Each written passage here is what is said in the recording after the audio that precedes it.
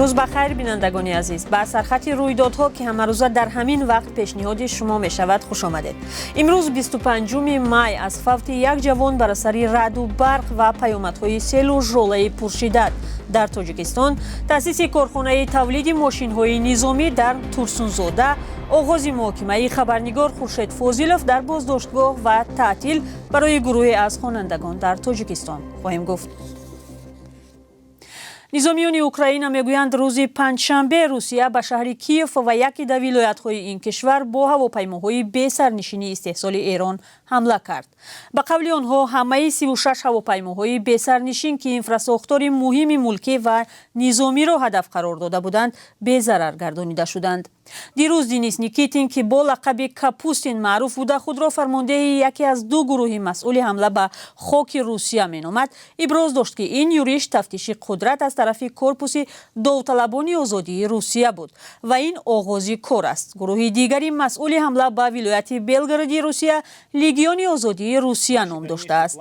رهبران این دو گروه دیروز در خاک اوکراین اثنای ملاقات با خبرنگاران خاطرنشین کردند که هدف آنها از یورش به ولایت بلگراد برکنار کردن پرزیدنت روسیه ولادیمیر پوتین است.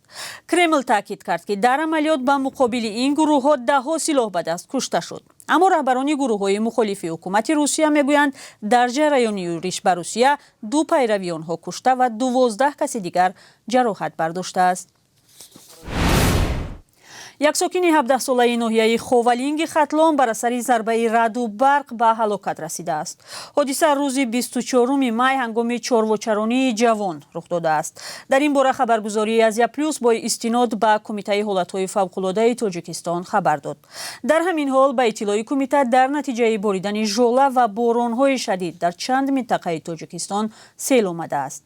مسئولین کمیته حالت‌های فوق‌العاده خبر دادند که شام 24 می بر اثر ژوله و باران در دهه چیلچشمه ناحیه فیض‌آباد یرچ فرآمده 30 سر چاروای مردم تلف یافتند. همچنین روزهای 23 و 24 می سیل بر راه و خانه‌های مردم در شهر وحدت، وادی رشت و ناحیه یوان آسیب رساند. در دهه وروی جماعت رامیت شهر وحدت سیل 3 حولی و 10 زمین نزد حولیگی ساکنان را زیر آب و لای گذاشت. کاربران رادیوی آزادی هم با ارسال نوارهای زیاد از منطقه ها از خرابکاری باران و ژوله پرشدت خبر می‌دهند. مقامات تاجیکستان از احتمال آمدن سیل و آفت‌های طبیعی هشدار داده گفته بودند که این خطر احتمال تا روز 26 می ادامه خواهد کرد. در این باره در برنامه اخباری آزادی هم تفصیلات بیشتر خواهیم داشت. در تاجیکستان از تأسیس کارخانه خبر دادند که به گفته مقامات در آن ماشین‌های نظامی تولید یا جمع و وصل می شود.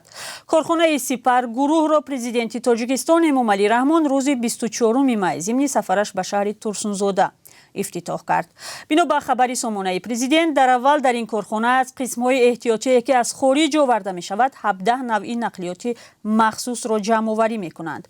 کارخانه در یک سال تا 20 ماشین را تولید و وصل می کرده است. ماشین ها برای قوه‌های مسلح کشور پیش بینی می شوند. معلوم نیست کارخانه را کی ساخته است، اما در خبری رسمی آمده است که آن در همکاری با شریکان رشد تأسیس یافته است. مهم سال گذشته رسانه‌ها از تأسیس کارخانه تولید درون یا هواپیماهای بی سرنشین ابابیل 2 در تاجیکستان خبر داده بودند. گفته میشد کارخانه از سوی ایران در کشور ساخته شده است. مقامات ایران در مراسم افتتاح کارخانه در تاجیکستان این اقدام را دوری نوی همکاری‌های دفاعی بین دو کشور خوانده بودند، زیرا تاجیکستان و ایران در پی مقابله با چالش‌های نو از جمله بازگشت طالبان به قدرت در افغانستان و تهدیدهای تروریستی هستند. مرافعه روزنامه‌نگار خورشید فاضلوف روز 25 می در بازداشتگاه موقتی شهر خوجند شروع شد. مسئولیت محاکمه را رئیس دادگاه شهر پنجکند بر دوش دارد. خوشبخت فاضلوف برادر خورشید فاضلوف به رادیوی آزادی گفت به مرافعه تنها وکیل مدافع و 2 شاهد راه یافته به نزدیکانش اجازه شرکت ندادند. مفتشان اداره امنیت ولایت سوغد روز 10 می امسال تحقیق پرونده خورشید فاضلوف را به پایان رسانیدند. او با عضویت در سازمان‌های ممنوع گمانبر است. خودش رد کرده است. قانون جنایی تاجیکستان برای این اتهام از 5 تا 8 سال زندان را در نظر دارد. خورشید فاضلوف در اولین ماه مارس امسال از طرف ماموران امنیتی در شهر پنجکن دستگیر شده بود. وی بیشتر در مسائل اجتماعی به خصوص مشکل مردم و کمبود مقامات می‌نوشت. در یک سال اخیر در تاجیکستان 7 خبرنگار و بلاگر دستگیر و از 7 تا 21 سال زندانی شدند. سر از فردا 26 می در تاجیکستان تعطیل گروهی از خوانندگان مکتب‌های میانه شروع می شود. با فرمان وزیر معارف صنف‌های 1 امروز در کشور سال تحصیل را جمع بست کرده به استراحت می روند. معلولین صنف‌های 2 تا 11 تا روز 1 ایون درس می خوانند. اما امتحان و جمع بستی درس‌ها برای صنف‌های بالایی تا روز 20 ایون ادامه می کرده است.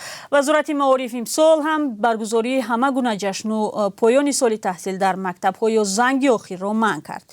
این تصمیم در گذشته باعث ناراضگی والدان و خوانندگان شده بود.